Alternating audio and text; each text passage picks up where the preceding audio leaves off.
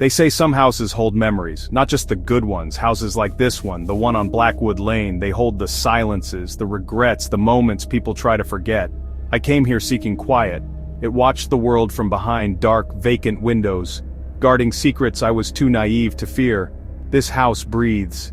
You feel it in the dead of night, when the wind moans through the eaves. The floorboards groan underfoot. It's a loneliness that belongs to the house, and now it's sharing it with me. It is heavy, thick, and watchful, a primal fear that something was listening back. I think the house chose me.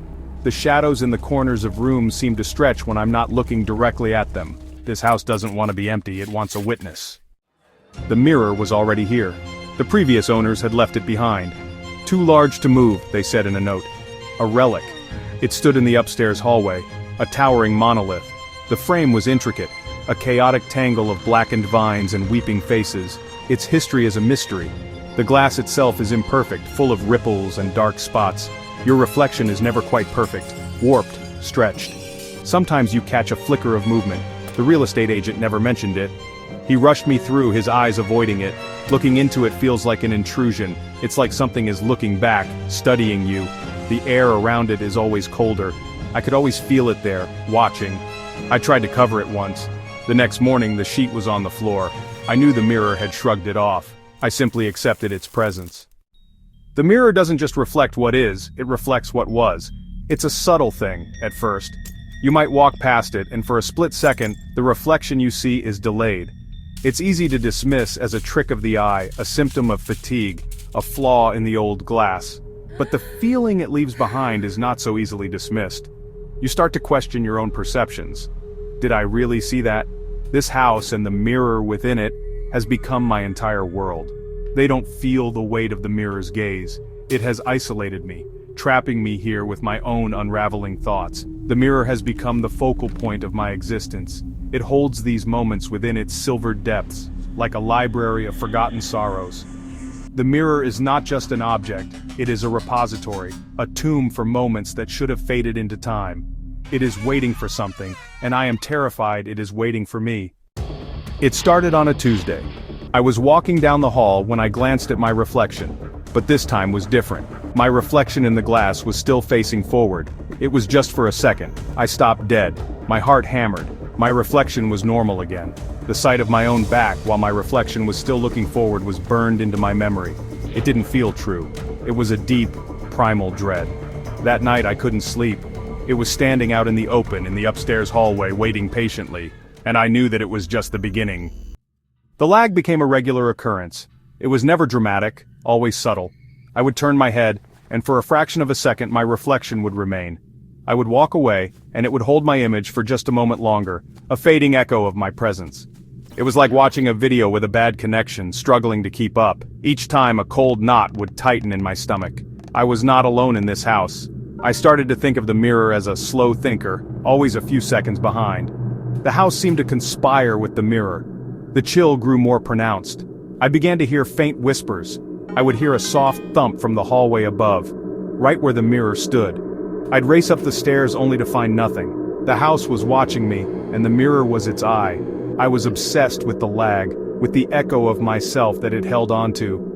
The mirror was silent, but occasionally it would remind me that the world was not as it seemed. My fear drove me to experiment. I needed proof, something tangible. I started with simple gestures in front of the mirror, a wave, a nod, a turn. Always there was a maddening, inconsistent lag, sometimes a second, sometimes less. It felt like the mirror was toying with me. One night, desperate, I set up my phone to record both me and the mirror. I performed the same gestures, hoping to catch the delay on camera, but the reflection moved in perfect sync. No lag, no proof. Frustrated, I reviewed the footage. That's when I saw it. On the recording, my reflection didn't move with me. For a moment, it just watched. The mirror hadn't been refusing to perform. It was performing for the camera all along. I realized then, it was in control, not me. That discovery shattered me. The reflection wasn't just lagging, it was making choices. I avoided the hallway, but its presence seeped through the house. I slept downstairs, haunted by dreams of the mirror's twisted smile. Every reflection became suspect. Was it really me looking back? I felt myself slipping, disconnected from my own face. One night, I forced myself to confront it. The house was silent, waiting. At the top of the stairs, the mirror waited. A dark void in the moonlight. This time it was ready to show me something new. The delays grew longer, seconds of empty glass before my reflection appeared. It felt like the mirror was deciding whether to show me at all. Sometimes after I left, my image lingered, watching me go. Each time it felt like the mirror was stealing a piece of me. I tried to ignore it, but my mind always drifted back to the stairs. The delays were proof. The mirror was manipulating time, using my reflection as its tool. I felt myself thinning, less real, as if being siphoned into its world. The escalation was deliberate, and I knew it was leading somewhere terrible. The first time it moved differently, I almost dismissed it. A twitch of the hand I hadn't made. But then, one day I saw it. My reflection smiling, a cruel, knowing curl of the lips. It was my face, but the expression was alien. A predator's smile. I gasped, but the smile vanished, replaced by my own horror. Was I losing my mind? I wanted to believe that. But the smile haunted me. It was a message, a taunt. The thing in the mirror wasn't just lagging, it had intentions. It could wear my face and twist it into something unkind. The haunting was no longer passive. It had become personal. The mirror's change infected the house. The cold spread, biting and unnatural. Dreams of being trapped inside the glass haunted me. Silent, gray, and cold. The house grew restless. Whispers, footsteps, doors closing on their own. It felt less like a haunting, more like an occupation. I was besieged. No safe space left. The world outside faded. My only reality was this cold, terrifying place. The mirror was the heart of it all, pumping its icy malevolence into every room. The house was preparing for something, and the mirror was at the center. One night, the whispers became words. I was downstairs trying to find warmth. The house was dead quiet. Then I heard it, a soft sound from the top of the stairs. Michael. It was my name, in a voice that was a dry, rasping echo of my own. I froze. It came again, closer this time. Michael. I scrambled off the sofa, heart pounding. I grabbed a heavy kitchen knife. Who was I going to fight? A voice? A ghost? The house was silent again, but the silence it left behind was worse. Sleep became impossible. The thing in the mirror could speak with my voice. It knew me. I had to know more. I knew I had to go back to the mirror. The haunting had filled the entire house, and it had called me by name. It was an invitation. I turned and faced the stairs. It was time to answer. The voice that spoke my name was a turning point. It was no longer enough to hide. The entity had made a direct call that I could not ignore. Fear lived inside me, but curiosity was sharper. What did it want? I began my slow ascent up the stairs. One part of me screamed to run, but another pushed me forward. The whispers had become a summons. I was being called to witness something. The house was silent, thick with anticipation. The cold at the top of the stairs was shocking. It smelled of damp earth and old blood. The hallway stretched before me to the mirror. I was walking into a trap.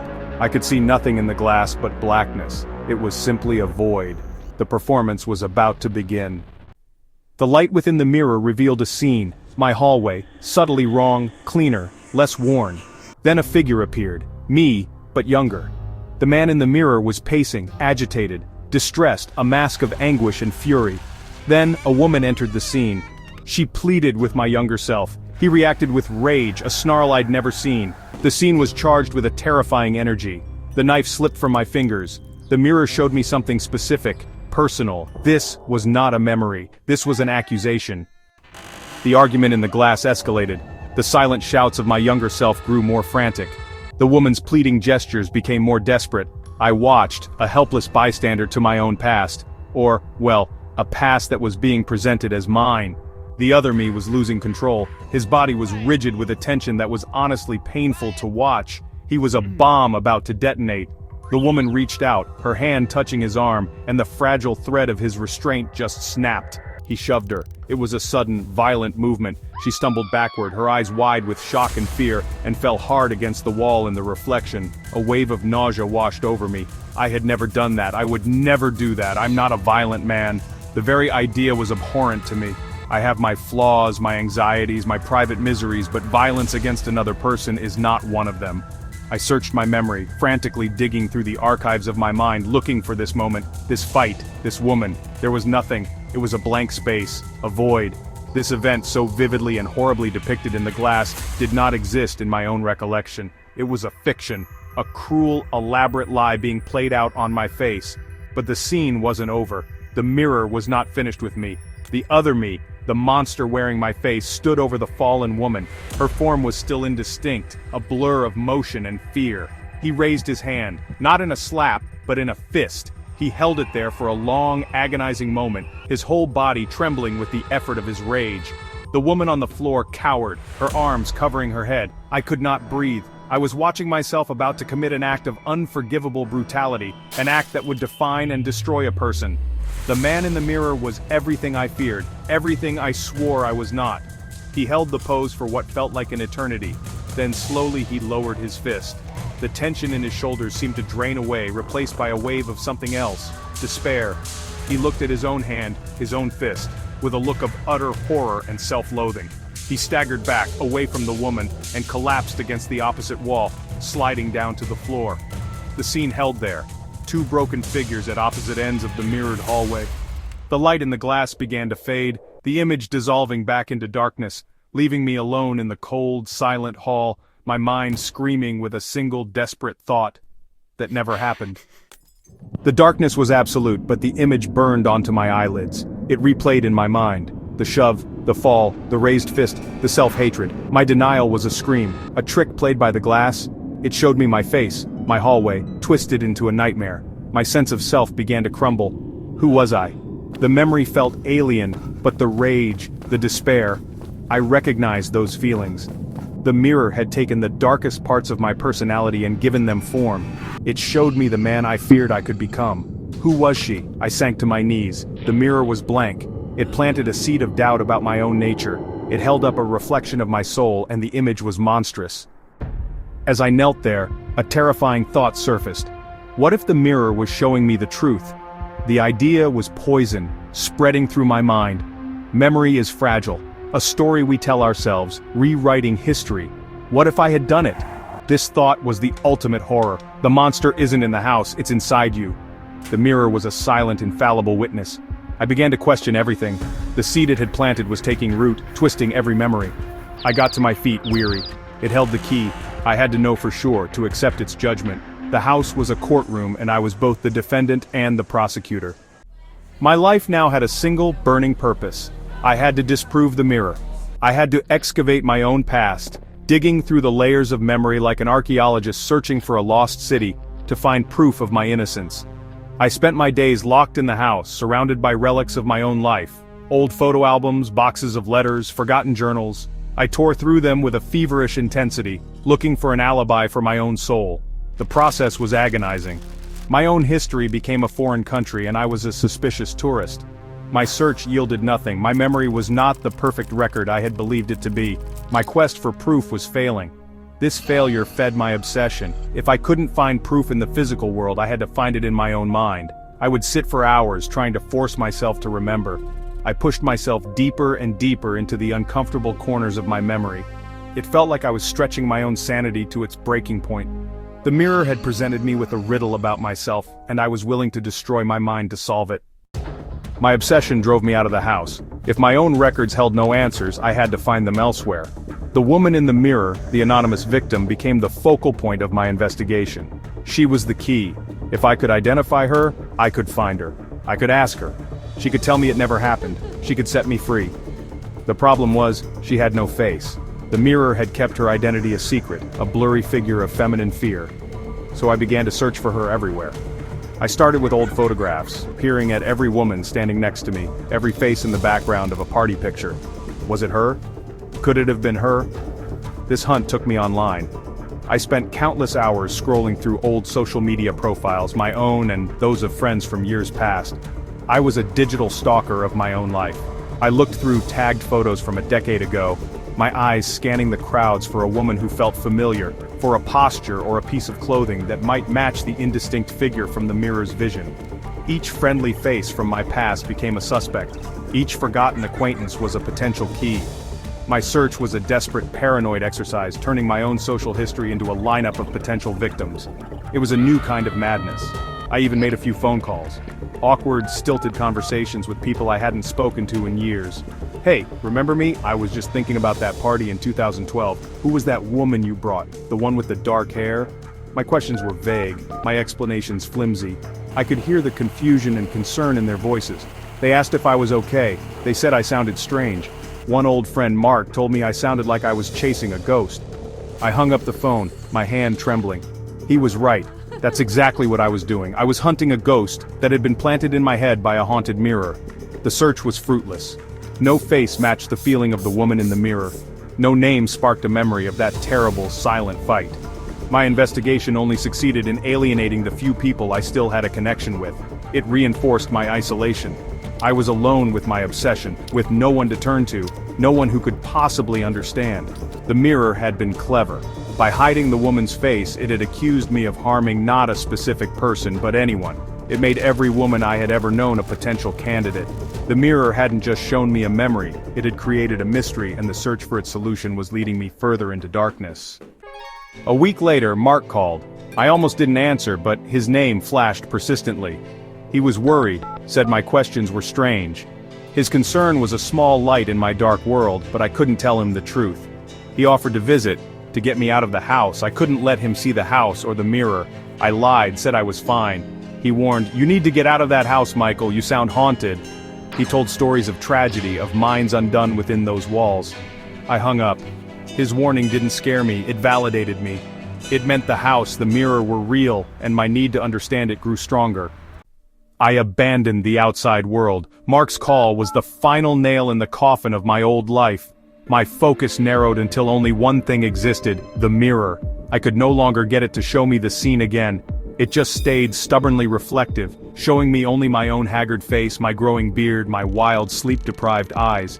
So I began to speak to it. At first my words were just whispers, pleas for it to show me something, anything to prove its vision was a lie.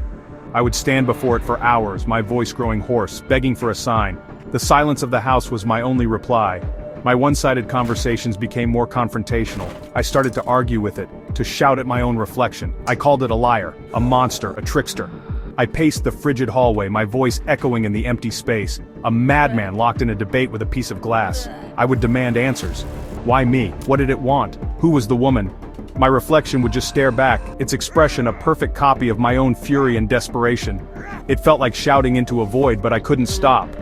The dialogue, even if it was just with myself, was the only thing that felt real.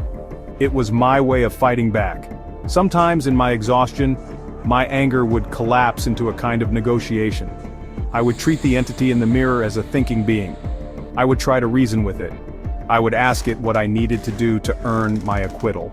Did I need to atone for something? Did I need to confess? I found myself confessing to it, not the sin it had shown me, but smaller ones.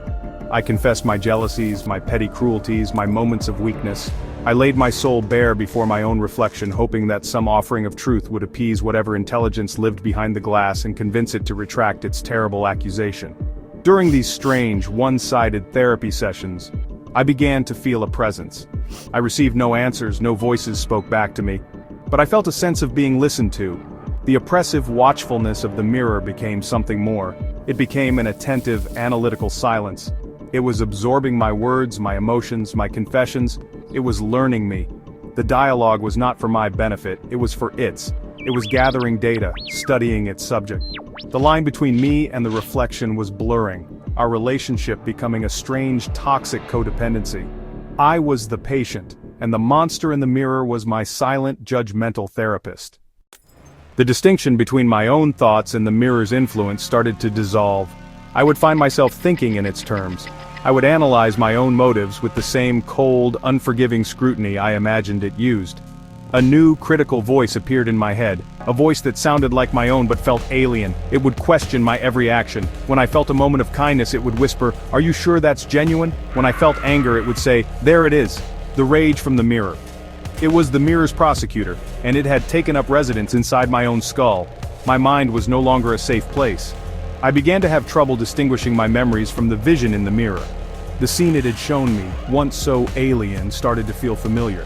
It was as if, by replaying it in my mind thousands of times, I was inadvertently making it my own. I would have flashes of it at odd moments, the feel of a fist clenching, the sight of a woman falling. These flashes felt like my memories, not the mirror's. The line between what I had experienced and what I had witnessed was eroding into nothing. The mirror wasn't just showing me a memory, it was implanting one. It was rewriting my past from the inside out. My grip on reality became tenuous. I would lose track of time, standing in the hallway for what felt like minutes, only to find that hours had passed. The world outside my windows seemed distant and unreal, a silent movie playing on a screen. My only reality was the cold hallway, the dark glass, and the spiraling conversation in my own head. I started to see the logic in the mirror's accusation. Perhaps I was a violent man. Perhaps I did have that darkness inside me. The constant doubt and self-analysis had worn me down until I was ready to believe the worst about myself. Surrender felt easier than fighting. One evening I stood before the mirror, exhausted and defeated. I was no longer shouting. I was calm. I looked at my reflection, at the tired, broken man staring back at me, and for the first time, I asked a different question. I didn't ask if it happened. I didn't ask who the woman was. I looked my reflection in the eye, and in a quiet, steady voice I asked, "What do you want me to do now?" The man in the glass did not answer. But for the first time, I felt like he was about to. The line between us had vanished. We were one, and I was ready to listen to his instructions. The house is quiet now. The whispers have faded. The cold has receded. No longer a biting presence, but a simple, ambient chill that I have grown accustomed to. My frantic search for answers is over.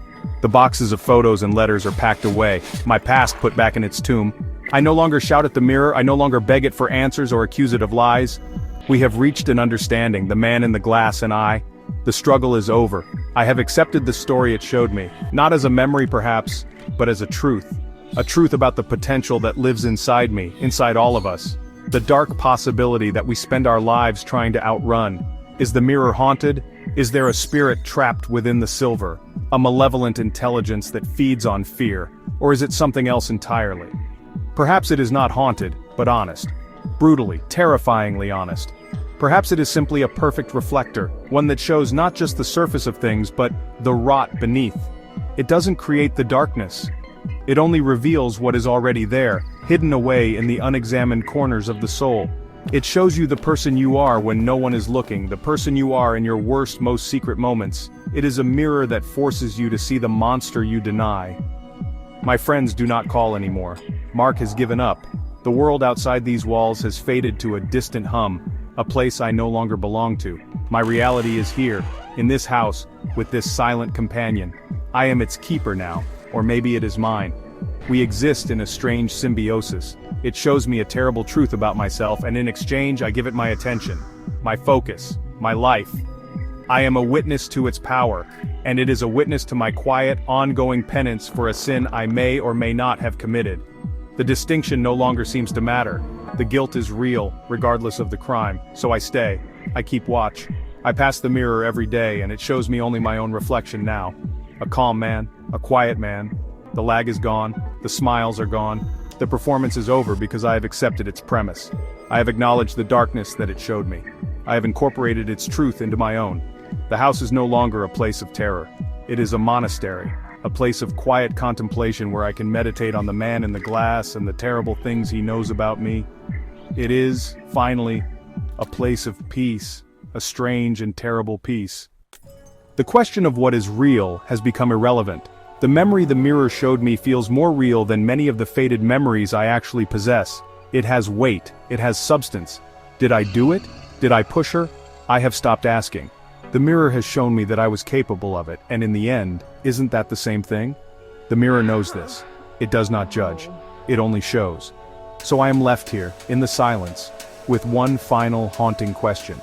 Is the mirror a window or is it a canvas? The answer determines everything. I will likely never know the answer. I will spend the rest of my days here in this quiet house staring into that dark glass. And so the mirror remains. It watches, it waits, it remembers. When you look into a reflection, whose truth are you really seeing? I live with the doubt, I live with the question. That is my reality now, and it is a cold one.